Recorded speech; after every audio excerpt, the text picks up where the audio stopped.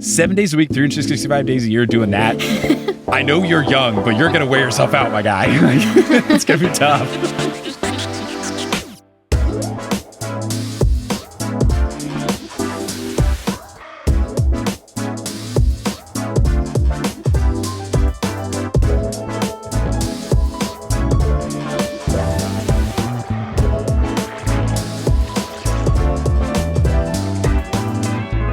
What's good? Thank you so much for tuning in to another episode of the Newest Olympian. My name is Mike Schubert. I'm the titular Newest Olympian. I'm a 33-year-old man who never read the Percy Jackson books as a kid. I read them as an adult because I was on a quest to determine if society had been sleeping on that book series. I said yes. I'm taking a break from doing the Heroes of Olympus books to now see, is society currently sleeping on the TV show? And at least by the numbers, I don't think so. Things are looking good, but what's also looking good is this season. And I'm very excited about this episode, not only because it was a really fun episode, possibly my favorite so far, but it's basically the Luke episode, so we had to get the Luke experts in the field on the pod. It's Emily and Phoebe from Monster Donut. Team, how's it going? Going well.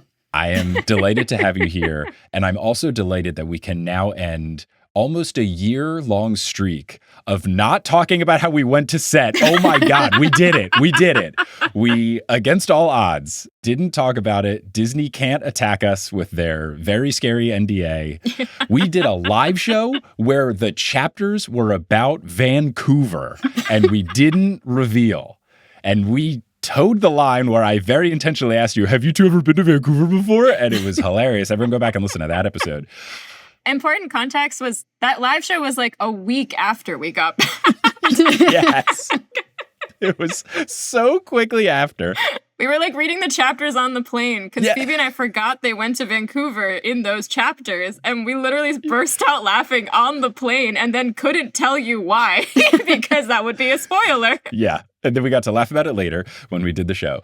But yeah, I remember clear as day your faces when you were like, what chapters are we doing again? And I was like, these. And the two of you like locked eyes. And I was like, oh, must be something fun. And then, yeah, just perfect. But yes, we're going to talk about episode 3. Obviously, we will be the most annoying, in my old school kind of thing, because we're going to be, at least I'm going to be ready to mention every single instance of something that we saw on set. When I'm watching these episodes, I'm like, oh, I saw that thing. Oh, I remember that thing. I would be the worst to watch this with. But let's just get into it beat by beat for episode 3, because there's so much to discuss.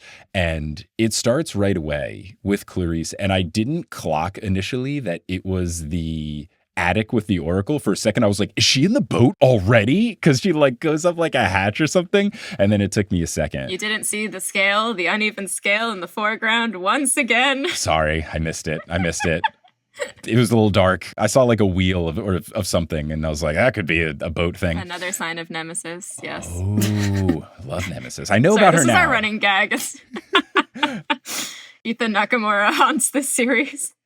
But I love this scene opening up. This is now the second episode where we have the episode starting with the scene that wasn't in the books. And I think that's such a fun way to do it. Because we don't ever like see Clarisse getting it. We just like hear that she got the prophecy. Yeah. And if I'm not wrong, this is how episode 3 of season 1 started too. Almost the exact same shot, right? Oh, yeah. It was. Very fun. Good note. We opened on the attic with nothing in sight besides the set dressing.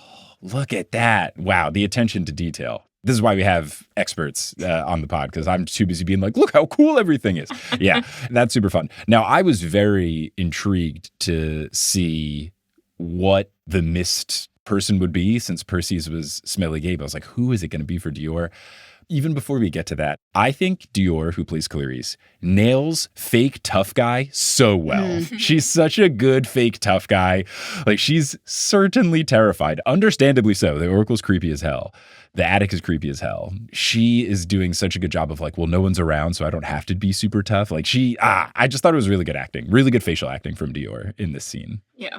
And then, as I've been saying with the episodes about the TV show, comedy is back, folks. There are jokes in Percy Jackson again, because the Oracle kind of comes to, the lifeless corpse thing kind of straightens up. And it's Clarisse. Clarisse just immediately beheads her. So good. A+, no notes, so I gasped. funny. Loved it. I audibly laughed out loud. I then laughed out loud a second time when Dior does this little eyebrow raise, like a, oh shoot kind of thing. And I was watching with the captions on, and it plays this little, I don't know what instrument it was. I don't know if it was like a tuba or an oboe or something, but there's this little like doom, doom, doom kind of thing. And it was the quote, slow sardonic melody. I thought that really elevated the comedic angle of it. That slow sardonic melody. Mm-hmm. So then it turns out her smoke is Clarice herself, which I thought also was funny. Is there like a book justification of who is supposed to be the smoke? Like, is there a reason why it was Smelly Gabe, or was it just like it happened to be Smelly Gabe for Percy? We went over this season 1 because we only actually see, was it 2 prophecies in the original series? In the books? Yeah, it's the lightning thief. And then I think in Titan's Curse, the oracle comes out of the attic. Yeah. And then, because then Annabeth gets the prophecy in Battle of the Labyrinth. And I don't think there is there's the Great Prophecy. There's just the Great Prophecy, like, gets revealed. Yeah. Like from the little scroll or whatever. So I don't know if there's like a hard and fast rule. So. Okay. Yeah, I just couldn't remember if when it was Smelly Gabe, if there was a reason of like, I don't know, it's the person you most recently had beef with, and Clarice has beef with herself because she's has self-doubt at the moment. Which is interesting considering she did very much have beef with Percy Jackson earlier. Oh, Imagine. Gosh. There was a part of me being like, is it going to be Percy because she'll hate that? Like, that would have been really funny. But it being Clarice, I think, is good. I think that's very fun. Again, this is one of those changes where, like, I think it's fun because in the book, we do learn what her prophecy is, right? But we don't learn it like this soon. Doesn't she reveal it afterwards when they're on the boat of like, oh, I was upset because it said I was going to fail? I feel like that's a thing. Yeah, it comes much later. I think as they've been doing for these first 3 episodes, I think they're kind of making some changes in a way to like really keep the pace up of the show. And I think it works really well. Like all 3 of these episodes are just moving. Like they are going, we're getting to the sea. We are taking things from later and just condensing it down to their purest form. And I'm enjoying it. I think they're doing quite well here. So we get this great transition where she's like clearly still bothered by the quest while Tantalus is telling her that she can kill Percy and Annabeth if she comes across them on her quest. And she's shaken, but trying to keep a brave face. She's supposed to pick other quest buddies or companions, and we'll see her choice later. But before we get there, I intentionally wore a collared shirt. Time to pop our collar, folks. We're going on the Princess Andromeda, baby. How stoked were you two to see the cruise ship? Thrilled. I was, especially when they like jump on board with and the needle Latin drop. pop was playing. I was like, yeah. Pretty good needle drop, given that the exact lyrics are something in the water got him acting all crazy. Like that's a good pull. I would have loved I'm on a boat, but I feel like that's a little too on the nose. So I think it works. And like very cruise ship vibe. I've never been on a cruise ship, but I imagine that kind of like island beady kind of thing is what you want. Yeah. One of my biggest questions in this episode was who is choosing the music? Like, is Luke also in charge of the playlist? Yeah, gosh, what kind of vibe would he like? I feel like he could go so many ways. I think Luke could be the kind of guy where, you know, he's listening to pop punk and being like, yeah, that is me. But also he could be like, I only listen to classical music, or he like listens to death metal. Like I could see Luke having any answer to what do I listen to? So yeah, maybe he's choosing the music. I hope that the answer is Latin pop and DNCE, as this episode suggests. Well, when that came up, I was like, Phoebe's going to be delighted by the DNCE choice. Yeah, we will get to that when that comes up. But I was stoked for the DNCE music pull as well. But yes, the cruise ship I thought was interesting to see because here's the first instance of it. We've been on the Princess Andromeda, folks. Oh. In the funniest way possible. The most ridiculous way. So for context of everyone, we were there. They were filming other scenes, but the Princess Andromeda, had they just finished filming stuff there or were they about to do it? I think they had already finished it. I think they'd already done it. Yeah, so they had wrapped on the Princess Andromeda. It's like in the corner of the giant warehouse. So they've got like a whole like not half of a boat, but like a good chunk of the boat built in the corner. And they weren't doing anything in that section of the warehouse at all. So it was completely dark over there, except for Kronos' sarcophagus. which was outside of the boat under like one light, very ominous. And then we had just a break in between stuff because at the set visit, it was like, go talk to this department, go talk to that department. And we had just like a free 30 minutes. And Charlie, who plays Luke, was just hanging with us. And he was like, do you guys want to see the Princess Andromeda? And we were like, yes, obviously, Charlie, aka Luke. But since none of the lights were on, we all had to turn our phones on flashlight mode and then walk through the Princess Andromeda. And Charlie was pointing out like different things and how they shot different stuff and all of that. I was delighted that there was not only a chessboard, and you can see it in the scene later. Not only is there a chessboard on one of the tables, but it's a douchey chess set where it's like made out of like cut glass, and you have to look and be like, oh, that's just a short square, so I guess it's the rook. And that one is like slanty, so I guess it's the bishop. Like you have to really think about what each of the pieces are. Perfect Luke chess set. Oh, I loved it.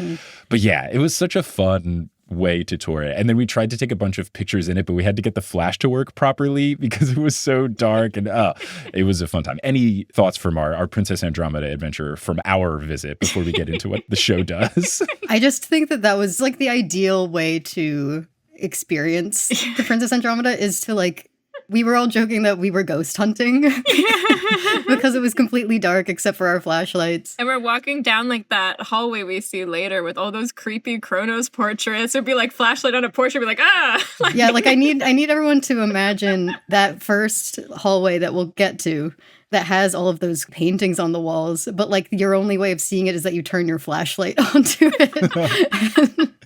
Yeah, spooky Princess Andromeda. I'd love to see it like that actually in the show at some point, just because I really enjoyed that experience of it. Yeah, it was also fun. And this was a thing that kind of made watching this episode strange because they built like those hallways that look very cruise ship hotel hallway. And it's basically like directly from that into the boat because they're just filming in one, filming in the other. So the vibe very quickly shifts from, oh yeah, like fun little hotel hallway to creepy giant paintings of Kronos. Yeah. And I feel like there were some lights, or it was more well lit in the hotel, but then the actual Admiralty suite was like pitch black and we had to all use the flashlights. So what a vibe, what a vibe. You walk in and it's fully walled off. So you like really just feel like you're there. Right. Yes, that's a good point. It's not like a set where there's 3/4 of a thing. Like it's a proper room. Like it's just a full straight up room. So it does feel very believable. And then the way that they do the water portion is there are like windows and then there's just like a backdrop. And then I guess they probably do like some minimal CGI on that, but it still is like a printed out thing of like water, ocean, and horizon kind of thing. We were in there for quite some time, and after a while you're like, oh right, we're not on a boat. Like it kind of still feels like it's like, oh right, we're not at sea right now. Very interesting. It was so fun. But it was so fun. So they're on the cruise ship, they're bumping, and then I noticed after they go through the cruise ship, which it's got all the mortals, they're not going with the zombie approach, it seems. It's just going with like, this is a cruise ship and they're sneaking on, which I think works. I feel like that's one of those things where it would take too long to explain without a narrator. So let's just, not do it. So I get that change. As much as I wanted to be cast as Zombie Dad saying, we are going to the pool and we are having a fun time. I would have loved to see that. I understand why it didn't make it into the show. But then they go to a room, and I don't know if you clocked this right away, but they kind of turn off that automatic TV, and I saw the tiny little scythe in the top left corner. We obviously revisit it, but I felt like the Leonardo DiCaprio meme where I was like, oh no, like right away. I was spending too long staring. There was most of the artwork in the room feels very like hotel, like what even is this? A little soulless. But then there was one of a Greek temple, and I spent way too long staring at it being like, which temple is this? Sounds about right. And I think it's a temple to Zeus, but I was like, what a choice. I love it. I love it. This is, yes, gosh. For fun, I was like Googling temples to Kronos just to be like, are there any? Is that what this is? If you don't have this planned, I feel like you could do an entire episode of Monster Donut that's like, Emily saw some stuff and deep dived on the internet for 35 minutes. That's just every episode of Monster Donut. It's every episode already, yeah. Good call. Touche. So there's a really great note here where Tyson, you can see that his arms are wet. from his sleeves, and he comments that it's really cold in here. And then Percy gives him a change of clothes, and then he looks at Percy and he goes, "Are you dry already?" Which is good. Is this the show's first instance of Percy's automatic drying powers? I think so. I don't think it was ever referenced in season 1. And he also was wet the entirety of season 1. So I like Percy's automatic drying powers coming into play here. And I also kind of love them not making a big deal of it. Like, it's one of those things where, like, as a reader, you're like, oh, and if you're not, it's just, you know, it could just be a fun question of like, how'd you get dry so quickly? I love it. I love that it's a shift from the book in that he dries quickly instead of just always being dry. Yeah, that's good. I prefer that the intense water scenes, he's still getting wet. Also because it'd be like super hard for them to edit. So yeah, I think that's a TV show thing for sure. Like, it would be impossible to be like, all right, we're going to spray water, but we're going to have a tiny umbrella above Walker. I know. I'm just like imagining all those like shots from the trailer of later on when they're like, when he's on the ship, just like buckets of water bouncing off of him. Yeah, they just spray him in that stuff you can put on your shoes to make them waterproof, or like your rainproof jacket enhancers and skin. Yeah, oh, for sure. Of course, it's probably vegan. Yeah, it's good. So then Percy comments that they've got the thermos and the vitamins. He does say no drachmas, though. In the book, did Hermes not give him anything aside from the thermos and the vitamins? I thought he gave him like drachmas and cash or something, but maybe I'm misremembering. Good question. My brain is telling me that there's a third thing, but I can't think of what it would be. I always thought there was a third thing. Or am I just thinking the third thing is what was supposed to be the yellow travel bags or whatever, instead of the like leather little hyped up fanny pack that we've got here? I think the third thing is there's your ride. Yeah. Like if we're going on a rule of 3. Mm-hmm. Yeah. Yeah, I'm looking at it right now, and I think it's just the 2. Those In the movie, 2. it's just the 2. Yeah. So, and that's the source of truth. Okay. So then Percy and Annabeth have a little planning session once Tyson gets into the bathroom. He notes that he can still hear them, which is great and adorable. But Percy says, "That's okay, dude," which also great and adorable. But I love, we're getting classic Percy Annabeth dynamic stuff in this season. They always have these little like head-to-head quick meetings. Let's hash it out. You know, you've got more of the wisdom stuff. I've got more of the on my feet thinking things. Like, let's hatch a perfect plan. It just really feels like the Percy Annabeth dynamic is really here in this season. And I'm very excited about it. Not to say that it wasn't there in the first, but I think it makes more sense contextually for them to be like more on the same page now. And I just really like feel like it's true to form. And it just makes me feel really happy watching it. Yeah, especially because they've kind of been on the back foot for each other a little bit. There's been like just some weird stuff between them this whole time. And they're finally like, no, we're going to resolve this. Yeah. Percy has a really good moment where he says, look, I understand why you can't tell me this stuff. I understand why Chiron doesn't want to tell me. I trust you. I trust Chiron. And he gets that the reason Chiron doesn't want to tell him is that he's going to act a certain way. So Percy, being very smart, piecing it all together. I will note that there's one point in the follow-up of this when he's telling Annabeth his new plan, which is like, just don't tell me anything because I don't want to know. He has one little line where Walker goes, and this is key, and kind of looks to the side. And it's a very Walkerism way of talking. Like, he talks like that in non-acting scenarios. And that's just one of those things where I was like, oh, hey, you know, like his little like personal twist on it. It makes me even wonder, like, was that line ad-libbed or did he just very deliberate, like true to himself? I thought it was a little fun note. So they established that they're going to have a code word of boon, which as a Hades the video game player, absolutely loved. But the code word is boon, to basically say if Percy does something that's leading towards this, I shouldn't do it. She'll say boon.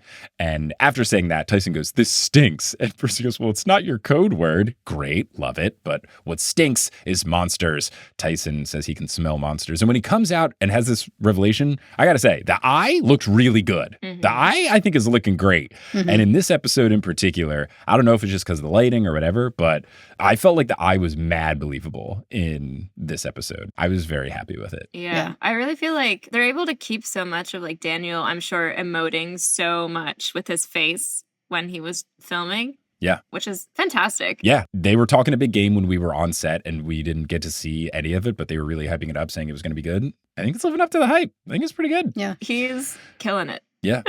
He's breaking my heart every scene. I'm like, oh my God. So we cut back to Clarice, whose quest outfit rules. It's a really good quest outfit. Good jacket, good cargo pants, good belt, good boots, looking fantastic. And oh, so delighted. We get Ares right away. Edge is back. Clarice goes down on one knee and says she's humbled by his presence. He says, quote, "Humbles for losers, get up." Great, no notes. Amazing. Says that she's 2 ding-dongs short of a quest. She says that she didn't want any dead weight. So they're really playing around with Clarice and who's going on the quest and how many people and all that. But I don't know. I think it fits for her to be on it solo. I'm just dying to see what that conversation looked like with Chris. Yeah. Oh, right. Yeah. Big invitation. Can you imagine he's like, okay, well, I'm going. And she's like, not only am I not picking someone else, actually, Chris. Yeah. It made me wonder if she left without explicit permission also. Ooh. Like, I wondered if she just left. I was very curious how that conversation ended in the, I don't know what room that is. I don't know what room we're in the big house. It's like the meeting room. Yeah, I was going to say, the one that in the books at least has like the ping pong table and everything, the war room or whatever. Mm-hmm. So, yeah, I agreed. They were in that room. I was like, what room is this? Oh, okay, scene's over. Anyway, so then we see the ship, which is now called the Ironclad. It wasn't called the Ironclad in the books, right? It's the SS... Birmingham, I think. Yeah, I think so. This is also fun because when we were on set, they kept telling us all the things about the ship. Can't talk about that stuff yet because it is to come in episode 4. But they kept referring to the ship as the Ironclad. And I understand why the actors were doing it. All the actors were like, oh, the Ironclad, it's so cool. And it took me a while to be like, I guess they've renamed the boat the Ironclad. Like, no one explicitly said it to us, but, you know, Dior would be like, oh, the Ironclad, you guys just missed it. You know, the set was here, blah, blah, blah. And I was like, context clues, this feels like the rename of the ship. But like, it's just like, this isn't a book thing, right? I had a similar experience with Luke's rooms on the Princess Andromeda where they kept calling it the Admiralty Suite. And I was like, right. I'm feeling like a fake Percy Jackson fan. I don't know what you're talking about. I think I'm just the fakest Percy Jackson fan because I heard those and I was like, yes, of course, those are the names of those things. I think it just shows that they're really well named. Like whoever in the writer's room decided that would be the name, like, yeah, Admiralty Suite. Even like, I've never been on a cruise ship. I was like, that sounds like the fanciest boat place. It's where the Admiral stays. Yeah, the Admiralty Suite. So I think those are those things where not named or named differently in the book, but the new name just like hits the vibe perfectly. So I would just say shout out to whoever on staff made that call. Mm-hmm. So we've got the Ironclad, which I think is a good call. And especially we see the other change that we did know was coming and they talked to us about, which I think is genius. So he's describing all the guns. Ares is describing all the guns. And then he goes boom afterwards and then does a scoff like, oh, isn't this awesome scoff? Oh my gosh. Edge, so good. What perfect casting. I honestly wasn't sure how this scene was going to go because I was trying to picture like Edge and the way he plays Ares and like Dior and the way she plays Clarice interacting. And I feel like... Right, because this is their first scene together. Oh my God. Yeah. And I just felt like tonally it was so different. So I was so curious how it was going to intersect. It was really interesting. I really enjoyed it. Yeah, I think it worked well. I think they do a good job of making Ares... He's like a... You got to prove it to me, Dad. I think in the book, it gave me more of like is he a bordering on abusive father kind of thing? Like, I think he was way more aggressive in the book. I think this gives a good thing of like, I'm tough and you got to show your worth sort of thing. And then I think Dior still gives it the, I want to make Dad happy energy that Clarice has in the story. So yeah, I thought it worked. Then we get the change for the soldiers, and we see that it's not a bunch of Confederates, it's people who have lost different wars. They aren't explicit about that yet until the later scene, but I knew right away because that was one of the things that Daphne was very excited to tell us. Because one of the first things we did, I think the first thing after watching like an initial little like setup scene, the first like tour was going through the costume department, right? Yep. Yeah. And in the costume department, we saw some stuff and then we walked past like a rack. By a rack, I mean what felt like hundreds, but they're just like racks on racks on racks of clothes, all of Percy's outfits, all of Annabeth's outfits. And then we just saw a bunch of different soldiers' outfits that were not the same. And I think you two immediately were like, huh? And Daphne was walking with us and she was like, okay, you know, we wanted to surprise you with this, but like, obviously, you can probably figure it out now. I think this was the first instance of all of us being on set because it was like one of the first things we did where they were walking us past stuff that they weren't expecting us to look at. And they were like, well, of course, we're just going to walk you through all the racks of costumes. Right. And then all of us were just like, hang on. I'm walking slowly. I am looking. And Daphne was just like, oh no. I think this was the thing where like the heads of the different departments might not have understood, especially because the woman in charge of costumes is new this season because the previous costume designer retired, but then like picked her as a successor and she's doing a great job. I think she didn't understand the level of nerd she was dealing with the five of us. And Daphne did. And I remember early on Daphne being like, we want to try and keep you all as spoiler free as possible because I want you to be able to enjoy the new things. And like 15 minutes in, Daphne was like, well, this is a lost cause. There's no way. There's just no way. So yeah, explain that basically kind of weird to have Confederate soldiers, got a weird vibe. Let's not glorify the Confederacy, which I agree with. And it's also just so much more fun. It's so much more fun to have a bunch of different costumes. It's so much more fun to bring in jokes like the Blockbuster guy, Mitch from Blockbuster losing the streaming wars is hilarious. So good. I'm obsessed with him.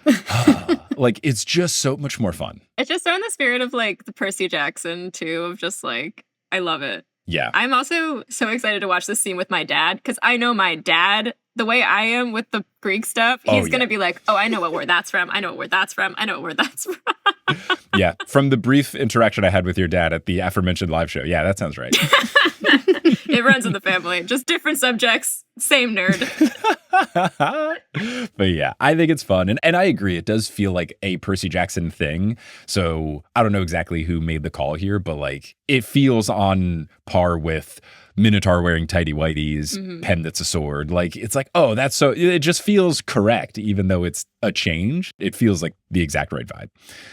We see this change of the soldiers, and Ares mentions to Clarice that, quote, the sea twerp's got a head start on you, but she's got to beat him to the finish line. And then he adds, you know what'll happen to you if you fail. And then there's no further discussion. I think that's a great way to kids show it. I think that's a good way to like fill in the blank. If you're a kid, you're just like, uh-oh, scary sounding sentence. And if you're an adult, you can be like, I wonder what it could mean. It could mean a couple of different things. So like, I think that's a good like PG way to toe the line. And one note I had about this when Ares tries to rally these troops in is he says, you know, if they fail and don't help Clarice properly, he's going to grind their bones into dust, put it into a little baggie, and then ship it off into the depths of Tartarus. When he says Tartarus, big spit wad goes right onto the face of Mitch from Blockbuster. Big spit thing. And Mitch, or the actor who plays Mitch, a champion, does not flinch at all. Straight face. I don't think that was like an intentional spittle. It feels like just an in-the-moment thing. But for that actor to not move at all, kudos to you, sir. Well played. Because it's so funny. He's locked in. I'm Mitch from Blockbuster. I'm terrified of this god. Yeah, of course. But yeah, Edge is great. I mean, you get a professional wrestler in to effectively just cut a long promo. Yeah, dude. Like, it's going to work. It's for sure going to work. We go back to the ship. Phoebe, how'd you feel about Cake by the Ocean by DNCE playing for the Jazzercise Water Aerobics class? It felt like a present just for me. Because you saw them at like American Dream, right? Yeah, I've seen the Jonas Brothers, some would say too many times. I've said it, I think. They'd be wrong. They'd be wrong. I just saw them like recently. On one of their tour stops, and they played this. And so turning on the TV and seeing this on the Princess Andromeda, I was like, for me, guys, you shouldn't have. It was the clean version, though. Where do you stand on clean version versus the explicit version? I prefer the explicit version, but I mean, I understand this is a kid's show. Yeah. And they only ever perform the clean version also. I was going to ask that. So, oh, interesting. Okay. The difference between clean and... Is it... Hold on. Are you looking this up on your podcast where you don't? Oh, it's the word that precedes crazy. Yeah. Let's go. Yeah. Let's go something crazy instead of let's go crazy. Yeah. That is an instance where I do think the explicit version is more fun. There's other ones, though, where I prefer the clean version. A recent song, I guess a couple years ago, 7 by Jungkook, I prefer the clean version because in one of them, he's talking about loving someone 7 days a week. And in the explicit version, he's talking about doing something else. And I'm like, look, 7 days a week, 365 days a year doing that. I know you're young, but you're going to wear yourself out, my guy. Like, it's going to be tough. So I like the loving because it's like it could be one or the other, you know? Yeah, you know. But anyway, Percy Jackson. So They're playing Cake by the Ocean, which again, perfect needle drop. Absolutely perfect needle drop. I'm sure this gets lots of play on actual cruise ships. So I'm sure. It's good stuff. So the Laestrygonians are back. I think that's great. I like them being this recurring way that we know the monsters are back because it's a good way for us to get monsters that don't have to utilize a bunch of CGI. I also think that's a good use of Allison here because she kind of feels like she's taking the role of, what's her name? Like Queen Hess or whatever? The woman who has like snake bottom, woman top, who's kind of like a second in command-ish vibe to Luke. Do you know who I'm talking about? I forget what the name of that type of monster is. Like the snake ladies. I'm thinking of Kelly, but she only shows up in like book 4. Yeah. Is there one in book 2? There's one in Sea of Monsters. It's like, no, not Queen Chess. I thought it was like Queen Hess. Which would track because hiss. That would be the joke. Wait, it was the Draconian women? What's it called? Yeah. They're called something. Snake, Monster Lady, Sea of Monsters. Come on, Percy Jackson. Come on, internet. Give it to me. The Snake Monster Lady's Medusa. No, it's not. Google. Search. The Dracani. Yeah. Okay, and one of them had a name. In my defense, it's just Cine or dragon. It still means dragon. Yeah, you're right. Dragon lady. Yeah. But I think like Allison is a good way to kind of fit in for the Dracani, which kind of feel like this kind of vibe. I think having the Laestrygonians, which as we learned I think one of the first things we learned, because they were the first costumes we saw in the costume department, was that the Laestrygonians are just like 6'7" dudes in platform shoes, which is great. They just got like old retired basketball players. Which I, of course, loved. And I think we didn't talk enough about their former basketball careers. My understanding is they were like a lot of people who played in European basketball leagues and were just really tall. And I was like, can we talk about this for the next day?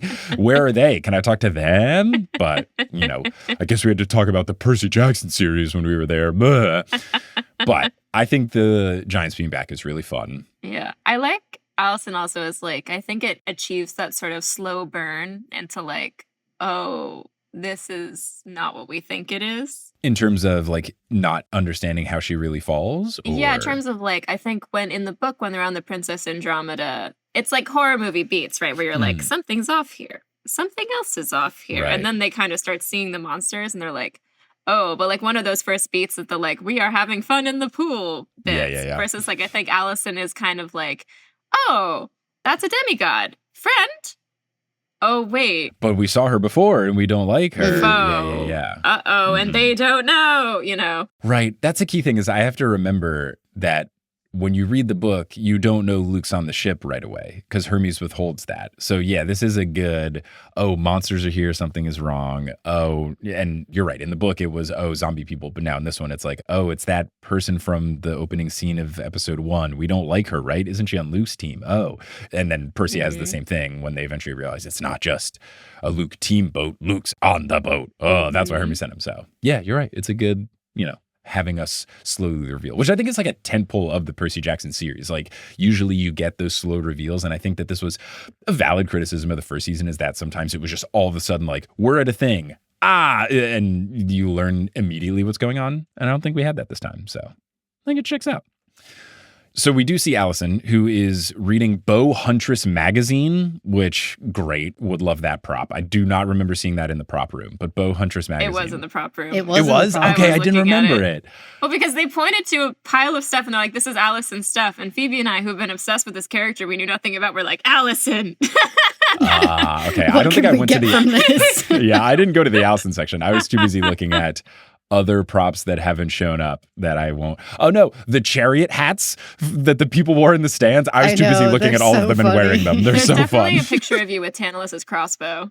Oh yeah. Which we did not know at the time what that was. I did. Oh, maybe I missed it. Craig told me, allegedly. I don't know if he was supposed to, but we've seen Tantalus use it. So I'm within my NDA from Disney, right? Yeah. I'm so scared. I'm still so scared. I don't think I can ever rest until they stop making episodes of this show. I know. Until I retire, I can be like, we're clear of the NDA. But it's Disney. You're never clear. Your ghost will be sued. Yeah, they're going to sue my child. Ugh. But were there multiple pages? Like, how fleshed out was Huntress Magazine? Or was it just like a prop that had like all the pages are glued together and there's just like one page it can open to? Do you remember? Can I remember? I'm trying to remember. I do remember flipping through the rule book for Camp Half-Blood, and that was pretty filled out. Yeah. Yeah.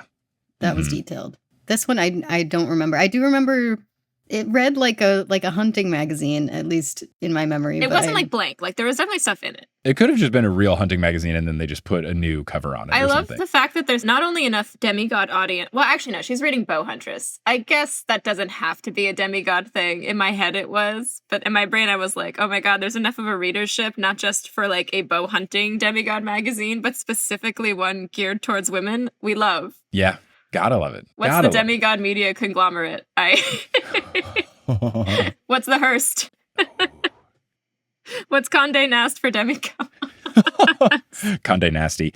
So, or no, it's just regular Condé Nast because they're so evil. They're so evil. It's just straight up our mortal Condé Nast. Shout out to the union. Unshout out to Condé Nast for firing the union people who were unionizing anyway. Allison Sims is back. She does 2 big hair flips of her. I don't know the technical term for her little short parts of her hair that go down, but she does 2 very dramatic head turns and they flop side to side.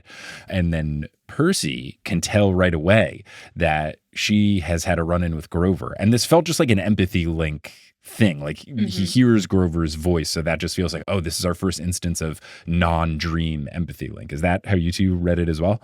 I read it as him just remembering it from his dream, since he did dream of that entire scene. Oh, he dreamt that whole thing. Okay.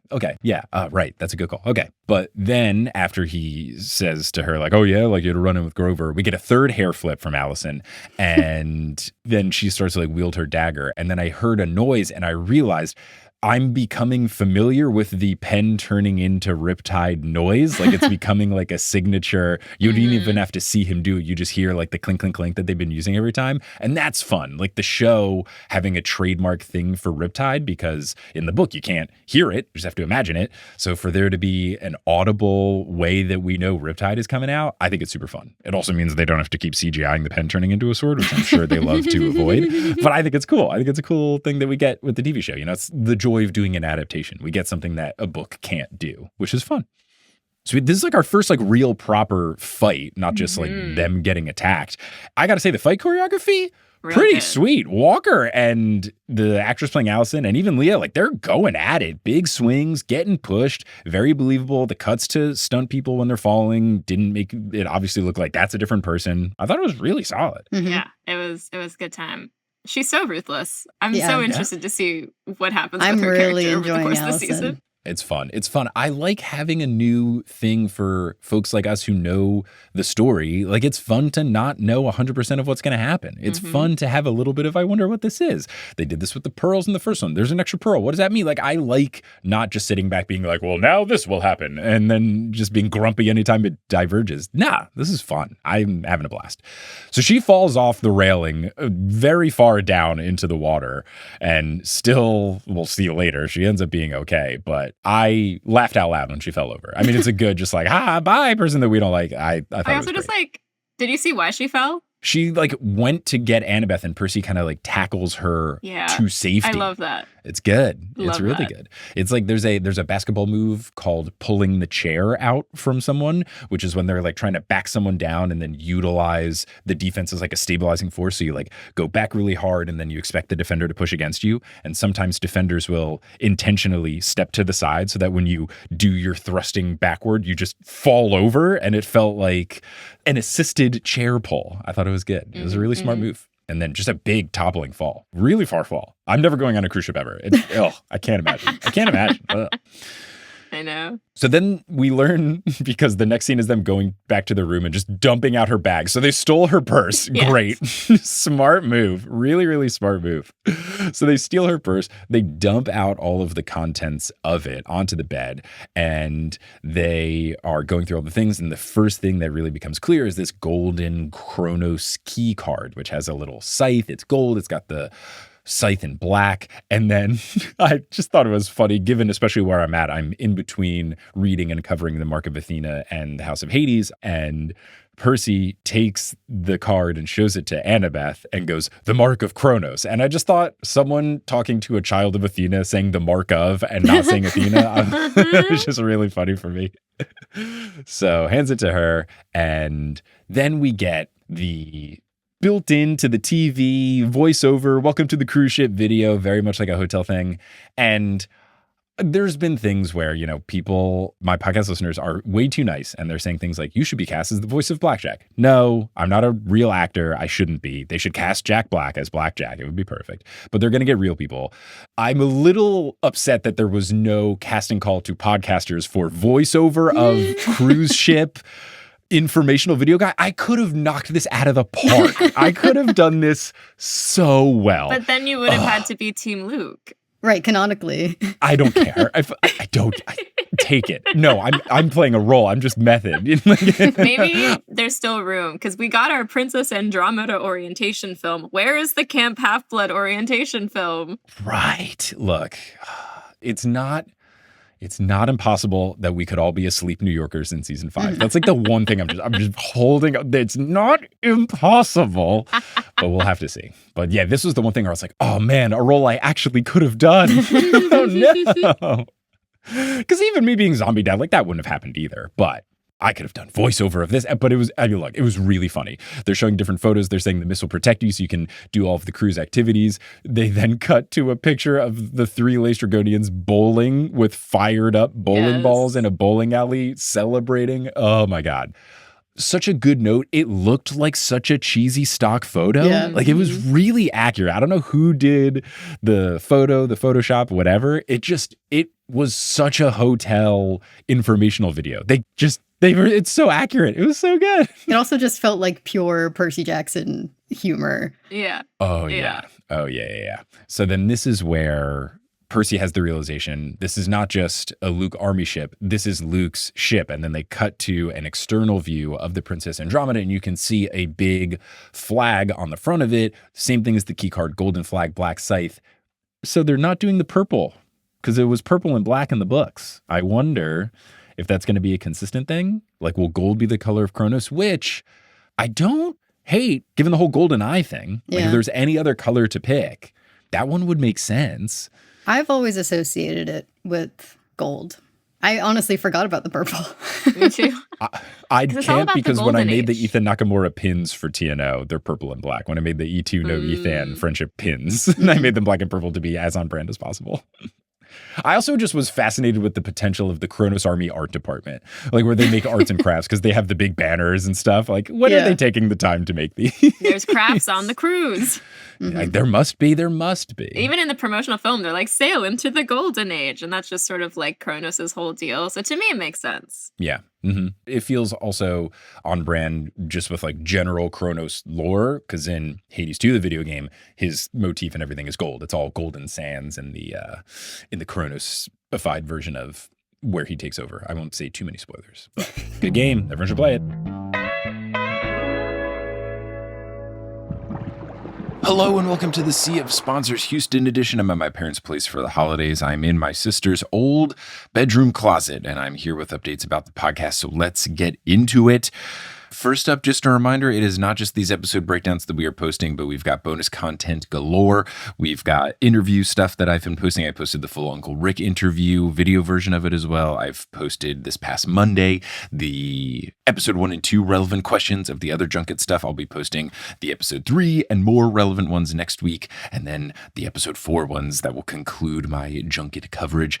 And there's also the Patron 5. This one's going to be a little bit later because I still have to record the Patron 5 segment with Emily and Phoebe. When we did this podcast recording, I had to go and do dad stuff right after, and we have not recorded our Patron 5, so that might be a little bit of a delay. But not just these episodes, but also bonus stuff coming all around. So make sure that you are subscribed on your podcasting app and you're looking at posts on Patreon and checking us out on social media. I've been posting a bunch of reels and stuff with the help of my intern right now, Jackson, and posted a reel this week where we did a flashlight tour of the Princess Andromeda when we were on set.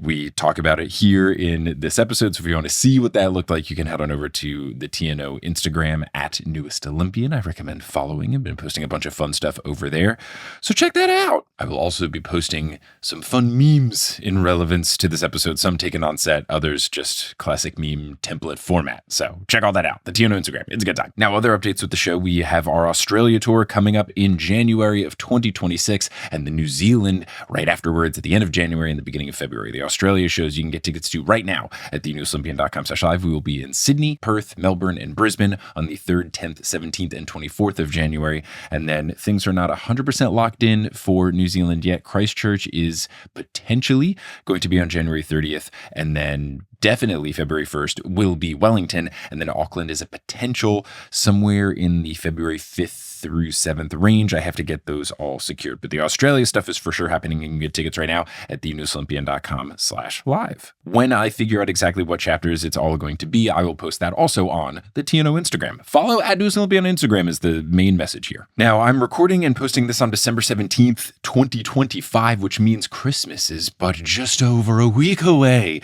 And if you need to get some last minute Christmas shopping done, I've got you covered. There's a couple of different things that you can do.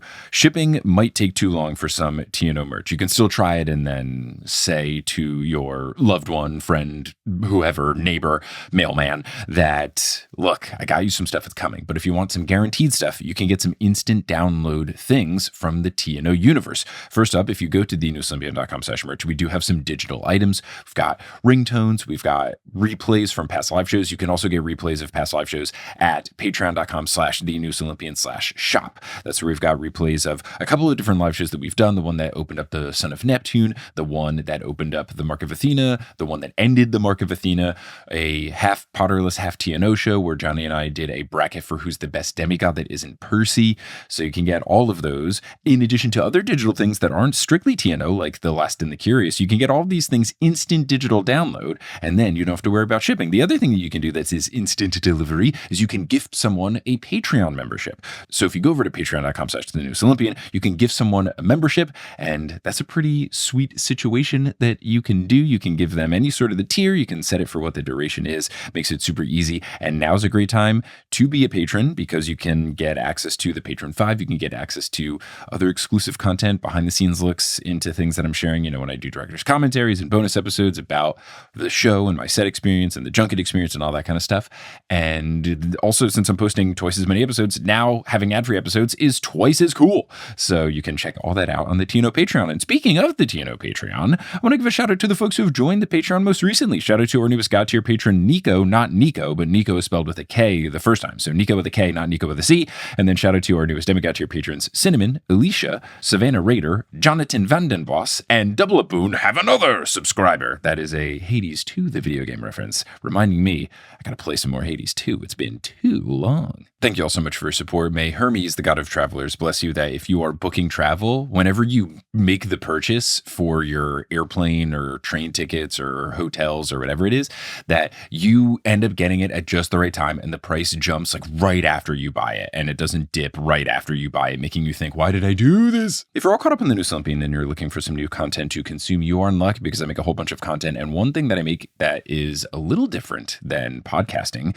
but I make it with podcasters, is a little D&D stream called 20 to Midnight. And as of today, we just completed the campaign. We did our final stream, but it's okay because you can watch the replays of everything. I would recommend going to the 20 to Midnight YouTube account. Just search for 20TO Midnight, and you can watch a whole fun 5e D&D stream run by Gabrielle Urbina as the Dungeon Master, and then me, Beth Ayer, and Emma Sherjarko as the players. And we did a fun campaign where we are heroes racing against the clock to save the world, and you'll just have to see if we saved that world. I play a bard. It was super fun, and I had a really fun time making this show with these fine folks over the course of the past 3 years, which is ridiculous. But you can check all that out on our YouTube account. You can also go to our Twitch, but I'm not sure that you can watch every single stream replay, whereas every single stream replay is up on our YouTube account. Now, unless you're listening on Patreon, where you get access to ad-free episodes, you're going to hear words from a few sponsors to make it feasible for me to be a full-time podcaster. Some of those ads will be read by me, and others of them won't be. The ones that aren't read by me are inserted locally. So if you're listening to this in the Holy See,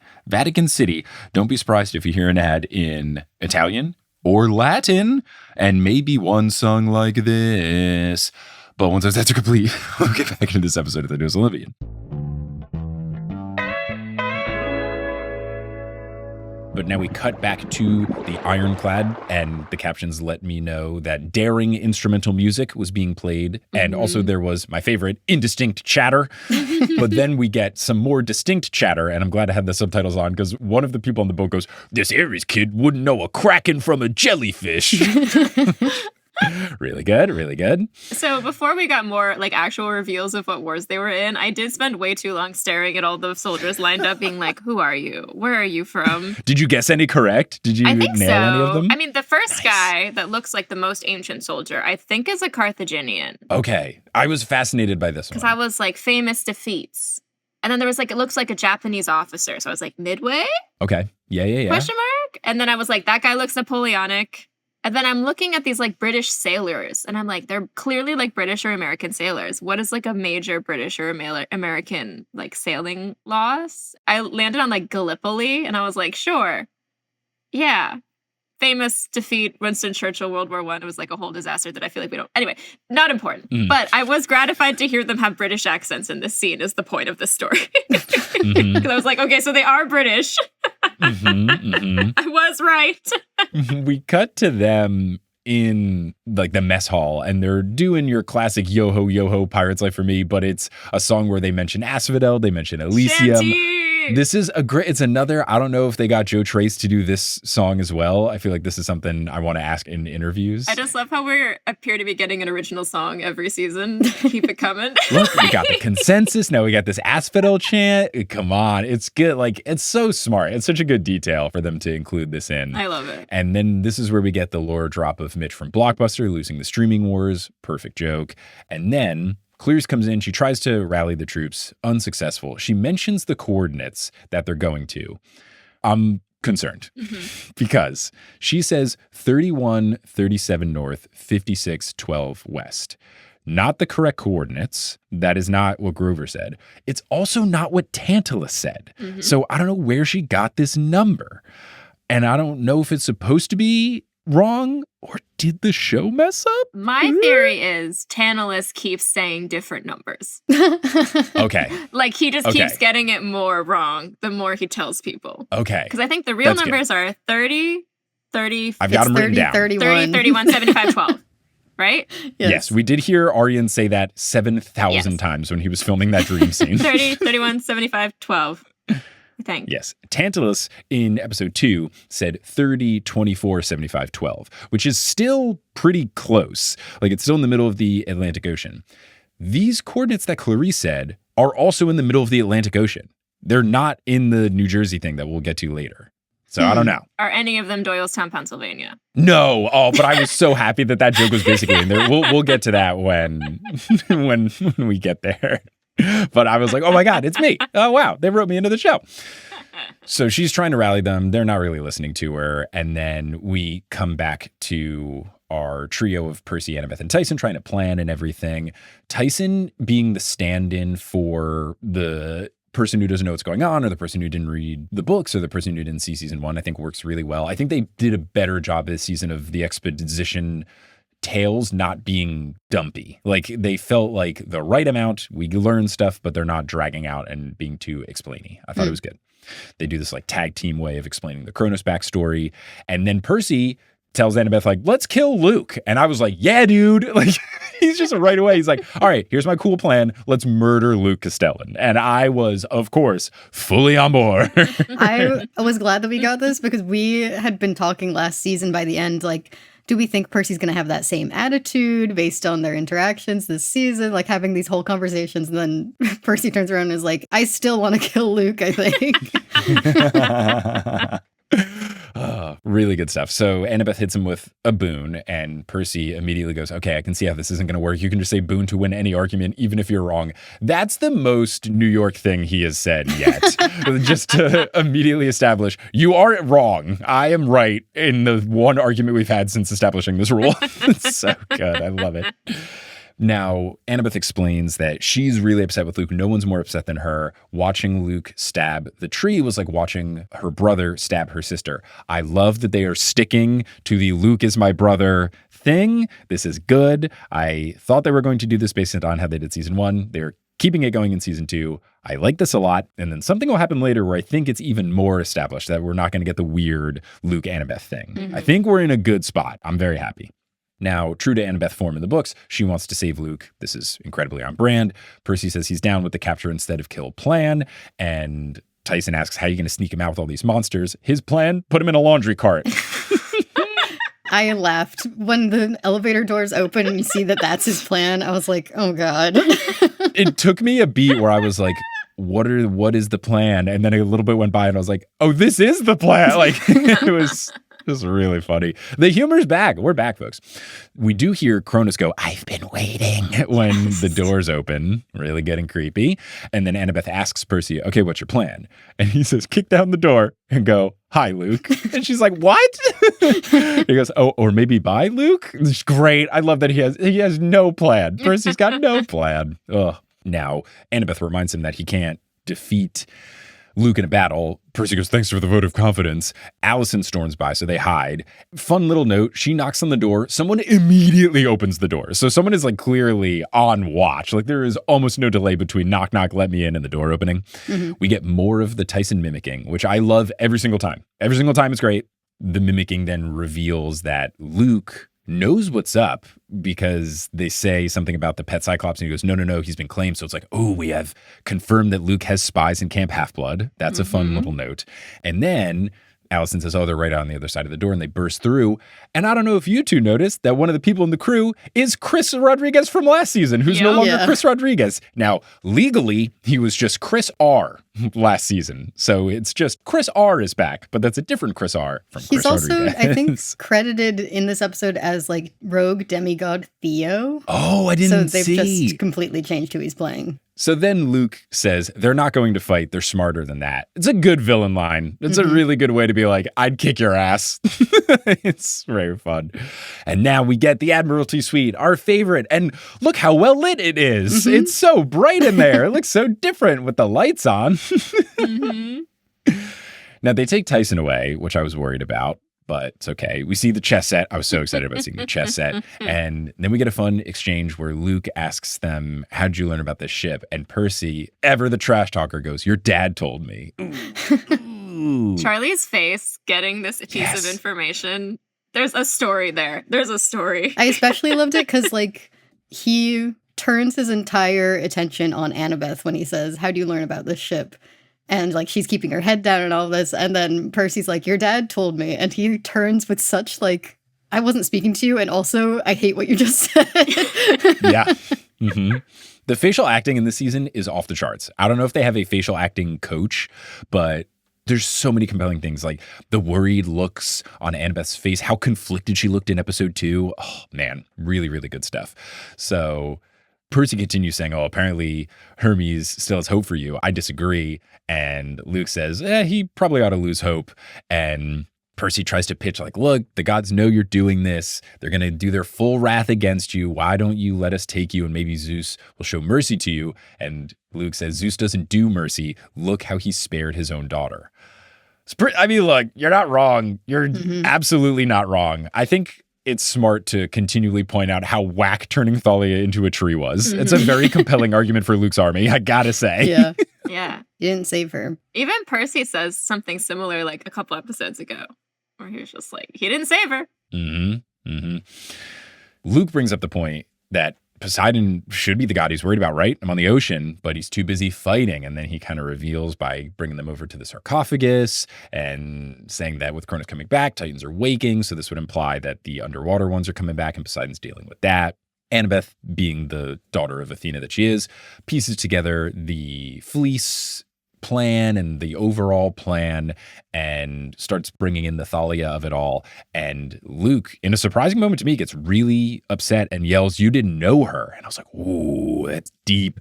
And he says the Thalia and he were on the run together for 2 years. She was only around for 2 months and she was just a kid. And the way he said it, combined with Craig, one of the executive producers, telling us at San Diego Comic-Con that the Demigod Diaries factored into this season, that delivery and that knowledge, I felt like there was some Luke Thalia romance angle here. Like that felt like a I love her kind of thing. And I really enjoyed the way this line was delivered. It's kind of an open question, I think, in the book. I also love the fact that, like, we're setting up this idea that, like, Luke is so sure about, like, how Thalia felt about them and things that I think is just, I'm so interested to see what happens. Yeah. I mean, I think that's pretty true to form in the book. I think that was a big hubris point for Luke was he was really saying, well, I know what Thalia would want. I remember when I first read it, that was one of the like more underrated gross things that he was doing. Obviously wanting to take over the world is bad, but putting words into your friend's mouth without them actually saying how they feel, like that felt dastardly to me as well. So I think it's holding over from the book to the show. So he's trying to say that Thalia would hate to see what's happened. She would hate to be this tree and what's going on with the gods and all. But while he's explaining this, he name drops the great prophecy. So Percy goes, did he say great prophecy? And Luke's like, oh, Annabeth knows, but you don't? He sees the wedge. He tries to divide. Percy says he doesn't want to know. And then Luke asks, is it because you're smart or because you're scared? And Percy goes, can I be both? Good. This is good quips, good banter, good back and forth. I don't remember if these are quotes from the actual book, but like these feel very true to both of their characters. There is a similar conversation where Luke points out that Percy doesn't know what's in the prophecy, I think, in this scene, but a lot of this is new. Yeah. So Luke says he's going to, he's basically making a sales pitch at this point, and he brings them to, I haven't been on a cruise ship. I don't know if this is the brig. It feels like the brig, but it's also a training room. And here's a fun behind the scenes thing. The industrial walls in the background, it's just the walls of the studio, like the big warehouse, like those lights and some of the stuff, like they've added in some extra stuff, but a lot of the things there are just like functional warehouse studio things that were there. And I kind of picked up on this based on some of the clips that they showed us and some of the like way filming things were set up when we were there. I was like, oh, are they just going to use these walls as inside of boat? And it appears as if they have. So it's kind of fun. That's one of those things where like no one else will notice this, but me being there, I was like, I know that wall. Yeah. I didn't even notice it. I didn't notice it either. I first clocked it because they showed us the clip from the upcoming scene with the fire and the slow-mo. And I remember in the background being like, isn't that wall over there? And I was like, oh, maybe they'll, because it was like an early thing where they were like, we haven't picked the music, we haven't picked this, blah, blah, blah. I was like, oh, maybe they'll like CGI cruise ship wall and that's just close enough. But like, no, it's just the wall, which is great. I love using the functional stuff. Like, we don't need a volume. We don't need CGI. Like, this wall looks cruise shippy enough. Let's use this wall. So they bring him down, and at one point, they're talking about demigods and monsters working together. Percy says this, and Luke says we don't use that word. Is Demigods and Monsters, that's one of the spin-off books, right? I think it is. It is. Which one is that? I think it's the one made up of short stories written by other people, where it's like other essayists writing stuff about the first 5 books. And it came out after book 5 came out. Yeah, that's what that thing is. Yeah. The first episode I ever did with Liam was that, and then the TV show came out earlier than we expected. So it's just been in my computer files, just on ice. And then I did 2 live shows finishing it. So it's one of those things of like, whenever I need to fill in some gaps, but like, given that they keep doing the show and I'm doing the books and all this other stuff, it could be something where like the only dead time I have could be in like 8 years. And it'll be like, here's 31-year-old Mike talking about, and 12-year-old Liam talking about this spin-off book. Anyway, this Percy Jackson. So says this Demigods and Monsters thing, says that, we don't use that word here. And then we see Tyson working with the giants. And I was like, wow, why is he working with them? Is he that naive that he got swooped up so quickly? We will see. And I will say to the 2 Team Luke people here on the chat, this is a compelling pro Luke's army thing. It does get immediately countered, but him doing the whole thing of why are we hating on Tyson just because his mom isn't immortal? That's good. Like bringing in the whole, demigods and some of these other beings, like, you're not so different, you and I. That's a compelling argument. Especially because it keeps cutting over to Tyson, who you're like, that's how it should be. He does deserve this. Like, they're building things with him. Yeah, like, it feels weird when you see in episode 1 all of the campers wanting to attack him. It's like, he looks like one of you guys. What's the point of this? He's not a giant, scary beast. Now, it does get immediately countered because Percy asks, how do humans fit into all of this? And Annabeth basically says, they don't. They're gonna die. So, feels very Magneto, where it's like, you're not wrong, but also you're not considering a good chunk of the population out there. Percy then makes another good counter saying, what about Camp Half-Blood? And Luke gives what I would say is a wishy-washy answer of saying that everyone should realize when the barrier falls that they don't stand a chance. The smart ones will join our side and they'll be spared. It's like, he's not supposed to be 100% compelling. So like he had some good points going, and then these two things back to back, I was like, okay, man. Yeah. I mean, I was just thinking this whole sequence with Luke, I was like, he still thinks there's no way people could disagree with him. Like the end of season 1, like we talked a lot about how like the big change from the book to us was the fact that like Luke is like, no, of course Percy's going to come with me. I think here still he's like, no, these are really good arguments. You're just not listening. Yeah. And I think it makes sense given in the book, Luke keeps trying to win Percy over. So the only way he would have that belief is if he is so sure of his side and his convictions. I think it tracks. So Luke continues saying that a child of the big three joining them would be a show of power. No one would want to go against them, so Percy could end the war right now. And Percy looks like he does not want to do that. Annabeth calls Luke out for not thinking that Kronos would twist the prophecy to be in his favor. And Luke, again, good delivery from Charlie, not very convincingly says the prophecy is clear, the words are clear. And he doesn't even look like he fully believes it. He looks like he's trying to will himself to believe that there's no way he would be tricked. And I think it's very well played from Charlie. You can kind of see and hear that he doesn't fully believe what he's saying to them. Annabeth comes back at him with, quote, "It's prophecy. The words are never clear," which is correct. Allison thinks that Annabeth is trying to trick him. She says, "Oh, I can see right through you." I audibly out loud said, "Oh, shut up," at my TV. I take it you are also an Allison anti. Yes, but she is designed to be someone you hate. So I think well-crafted character, well acted. I think it's good and smart that they've added her into the show. But yeah, I hate her. I was delighted to see her fall off that cruise ship. So then we see Tyson has finished whatever he's building. The giants ask, "What do you call this?" And he says, "A bomb." And once he said a bomb, I was like, oh, Tyson's not naive. He's really smart and he's tricking them.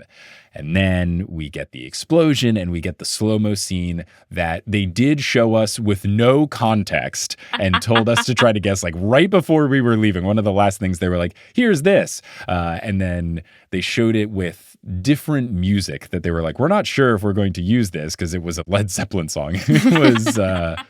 It was the Immigrant Song. Yeah. And when they showed us that, I was like, they're not going to pay for the Immigrant Song for this little scene. Like I knew like they're not going to do this. And they didn't for the show. I think it works fine. The music they chose is still very awesome. Also, I don't know if you noticed, but as the smoke clears, if you pause it, Luke is wearing Sperry's. I have all caps boat shoes with 12 exclamation points in my notes. Well, actually, I didn't say Sperry's. I don't know if they're name brand Sperry's, but they are boat shoes. They are not Sperry's because when we were in the costume department, I saw them and took photos of them, and they are not Sperry's. They are just generic boat shoes. Like, again, perfectly on brand. His sweater, guys, come on. It's so good. It's so nautical. Cut from Clarice in the coolest boat outfit you've ever seen to Luke in like just the worst boat outfit. The most Connecticut boat outfit that's ever existed. It's really good. Yeah, so we see the slow-mo fire thing. I think I could tell that in the beginning it was not Daniel because the like CGI, it looked like a slight CGI head. And then the second one, when he's just taking off like the little vest, I think that was Daniel. I'm not confirmed of like who did the stunts, but I'm pretty sure the first one was not him. And then the second shot was him as they leave. Because the first guy's like straight up on fire. And I was like, that's got to be a stunt person. There's no way that they had Daniel do that stunt. But the second one where he just takes off the on fire thing, pretty sure it was actually him. I feel like we talked to him. Do you remember what our theories were about this? Oh, so the other thing was the theories that we were trying to, because Luke yells no after I think Allison yells cut him down. And our big thing was he yelling no because they're getting away? Or is he yelling no because he doesn't want them to destroy Percy? Because he needs the plan to work. The secret third option. What's the secret third option? It's still ambiguous. I thought that no was a response to Allison saying, kill them. Yeah, so I think that was the thing. Is he saying no to kill them, or is he just doing a no, like don't let them get away kind of thing? I think it's more of don't kill them. Yeah. That's what I was getting from it. Okay. Yeah. I think it also, knowing what we know about Luke and Kronos' plans, not killing Percy Jackson actually makes sense. Correct. And he wouldn't want to kill Annabeth. Yes. Oh, yes. But yeah, I can't remember what we had guessed. I mean, I think we pieced together, based on the visuals of it, I was like, this is how they escape the boat. I remember that being my guess. I never would have guessed they bring Tyson down, he builds a bomb, blah, blah, blah. But the only thing that I felt for certain was like, this is how they get off the boat the first time. I remember thinking that. I feel like we can prove it because we did record a podcast episode of us in the van ride back to the hotel. The secret podcast, which I guess we can release. Maybe. I think we might have to wait until the season ends because we talked about so many. I think we have to wait till the season ends. But because most of what we discussed has not happened yet. Yeah. We'll have to figure out between our 3 podcasts how we release that into the world. But we do have it. Maybe we'll all post it at the same day. Simul post. Go. But collab Spotify. So yes, I of course clocked the boat shoes. So happy to see those, even though I'm so dismayed. But like, you got it. They're perfect. You need them. Glad they're there. And then, they're running away. They're going to the escape boat, the life raft. And while Luke is angrily running on the top of the cruise ship deck to look over and see what's going on, you can hear 2 cruise ship goers go, "Yeah, bruh." And then someone else go, "Way to go, buddy." Taunting him. Everyone watch the show with headphones. It's great. Can't recommend it enough. Then Percy is getting away as, quote, thrilling instrumental music is playing. And they show Percy staring at him. And then they cut back to Luke. And then they cut back to Percy. And I was like, flip him off. Flip him off. Flip him off. Which he kind of does, in a way. In spirit. In spirit by... by just cracking open the gift smugly. from Luke's dad and being like... Yeah. Oh, your dad gave me this. Yeah, would Luke know that Hermes gave that to him? No. I'm not sure. But we do. Yeah, we do. I think Percy knows it's a diss. Mm-hmm, and I think Luke sees Percy with a gift from the gods and knows Percy has talked to his dad, so maybe could put it together. Yeah, he could put it together. It's really good. So yes, cracks it. They fly off. We now get even more Clarice, where now she's trying a second time at giving a rousing speech, and this time it works. There's initially some, quote, indistinct grumbling, but then she says, aren't you all tired of being losers? This can be our second chance. And then you can shove it, and then a pretty long pause before down the throats of everyone who's ever doubted you. There was a long enough pause after shove it where I was like, is she going to say shove it up your... But no, it says shove it down their throats, which feels more kids show appropriate. And then we get the French failed soldier asking if she's sure about the coordinates. And this is where we get basically me with Doylestown, Pennsylvania. Do I need to sue the writer's room? I know Becky at least listens. I don't know if she's listening to this episode. I might have to have a word with the writing staff. No, it's completely fine. Basically, this guy points out that the coordinates point to Rocktown, New Jersey. I'm from New Jersey. I've never even heard of Rocktown. It is real, but I've never been there. It looks like it's in central Jersey, which is where I'm from, or at least where they point to. Okay, it's like kind of near Hopewell. All right, that's like west of where I grew up. It's not embarrassingly close to where I should know what this is. But yeah, Rocktown, New Jersey. But here's the thing. Let me put in the coordinates that Clarice said, middle of the Atlantic Ocean. Let me put in the coordinates that Tantalus said, middle of the Atlantic Ocean. Let me put in Grover's ones that I know are correct, middle of the Atlantic Ocean. Let me put in Rocktown, New Jersey. It's 40.4 degrees north and 74.9 degrees west. So the 75 is still close. So that would basically round up to 75. 75.12 was like pretty consistent, except Clarice said 56.12. But 40 degrees north, no one said. Now, what's funny is the typo that I made to get to Doylestown is I typed in 40 instead of 30, and that's how I got Doylestown. So, like, if they did make a mistake, they'd made the same mistake as me. I'm intrigued. Like, this feels kind of like the show made a mess up, but no one's going to care except for me, someone who messed up longitude and latitude of the Sea of Monsters before. But I wonder, like, what's going on here? And should I ask people in interviews about it? Or will I be a fun-sucking loser? You are forgetting that they did write a pirate show where ship navigation was huge. I think this is a fair question. Okay. Okay. I'll save it for the very end so that I'm like, look how much fun we're having. I have a correction. Like, I don't want to actually Jonathan Steinberg, please talk more about boats. Thank you. Maybe I'll compliment the Philadelphia 76ers and then ask them what's going on. Be like, VJ Edgecombe, am I right? So anyway, the coordinates were wrong. So we'll figure out what's going on there. But Kaleri says like, oh, Jackson. So then we cut to Percy. Percy's thanking Tyson for the bomb maneuver. That's very fun. Love this. I think the Percy-Tyson dynamic has been great. Tyson says that those giants weren't so bad. And again, the eye, I think, looks really good. And Percy asks why he would still make the bomb, even if he thought these guys were good. And he says, because you and Annabeth were in trouble and a real hero stands up for others. Sally getting quoted. Love it. Sally, ever present, even if she's not in the episode. And now Annabeth is doubting whether or not she really did know Thalia. And I think no, this is just Luke playing mind games. Don't let him win. Annabeth then reveals that she doesn't know the full prophecy. Chiron only gave her the gist of it. And Annabeth thinks that the one thing Luke was right about is that Percy should know his fate. Thunder rumbles, so Zeus disagrees. But she does reveal to Percy that a child of the big three will turn 16 and become a weapon. They'll decide the fate of Olympus to either save or destroy the age of the gods. Leah, absolutely killing it. Very compelling acting here. Again, the facial expressions off the charts.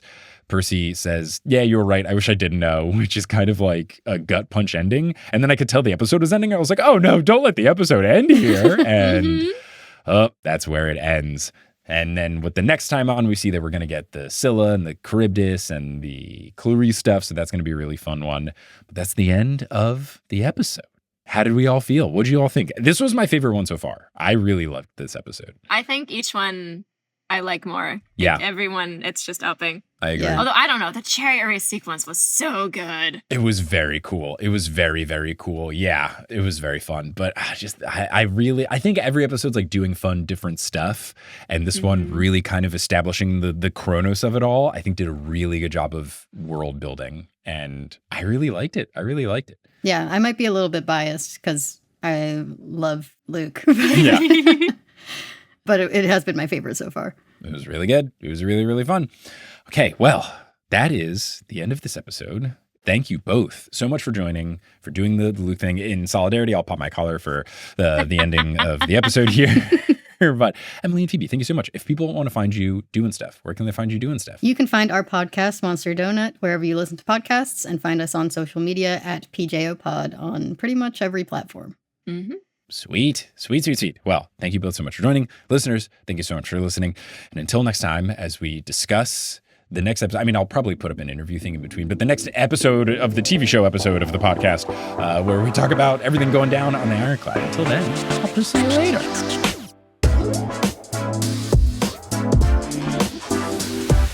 Hey, thanks for listening to this episode of The New Olympian. This podcast is created, hosted, and produced by me, Mike Schubert. I also run the social media and the website. Our editor is Sherry Guo. The music is by Bettina Campamanes and Brendan Krugel, and the art is by Jessica E. Boyd. If you can't get enough of the show, you can go to thenewsolympian.com/Patreon for bonus episodes, bonus content, ad-free episodes, a whole bunch of fun stuff.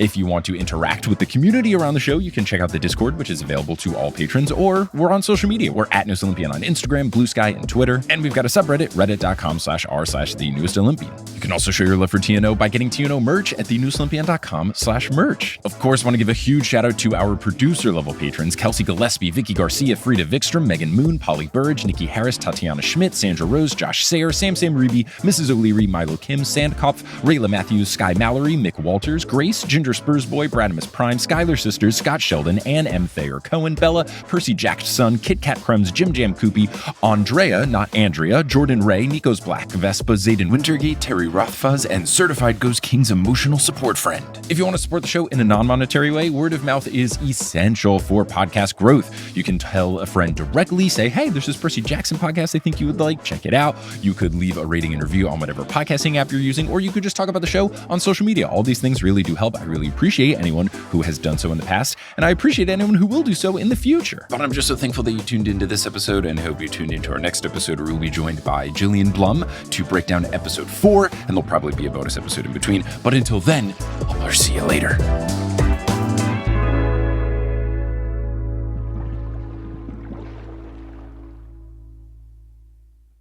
Hey, everyone, how's it going? It's me, ASMR Mike. So on this trip, I did not bring my microphone stand because we're going from here directly to the Australia-New Zealand tour. And in Australia, New Zealand, check baggage weight and the weight of your baggage on the plane is like really strict and stuff. So I couldn't bring heavy things. So I didn't bring my table stand because it comes with like a big weight at the bottom of it. So I just kind of have my microphone rested on top of stuff. My whole desk setup that I'm recording on right now is quite wild. So I have my microphone on top of the protective case for it. So here is me rubbing that. I have that on top of a box of Duplos, like child Legos, like a plastic tub. That is then on top of a bedside table that I've dragged into the closet. Here's me running my fingers on that there. And then my laptop is resting atop my 4 yearbooks from college. I was on the yearbook committee for freshman year and then not the other years. So obviously the freshman year one is the best one. But yeah, that's what we've got here in my sister's old closet. That was the ASMR Mike segment. Thank you so much for listening.